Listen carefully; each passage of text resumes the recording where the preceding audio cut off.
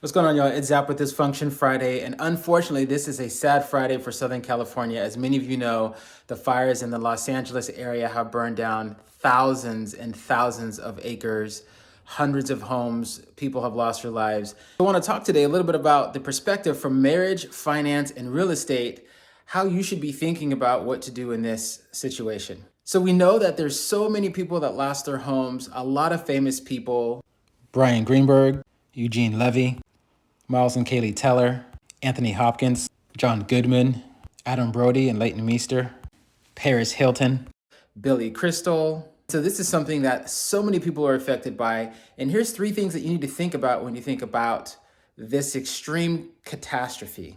One is insurance, right? Obviously, getting insurance in Southern California has been a nightmare, especially recently. So as you're thinking about the properties that you own or the property that you're going to buy, you need to have a very clear sit-down conversation with your real estate professional about insurance.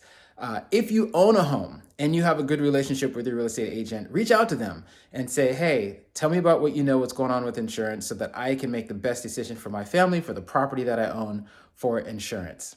The second thing you need to keep in mind is for your marriage. If you're married and you own a home, you need to think about an emergency plan, not just for your home, but for any catastrophe, right? Whether you get in a car accident, you get sick, but obviously some major disaster happening in your home is something you should be thinking about in your marriage. And you should sit down, if you haven't yet, this weekend and plan out, what do we do? What happens? Where do we go? Where's our backup places to go? Who do we communicate with?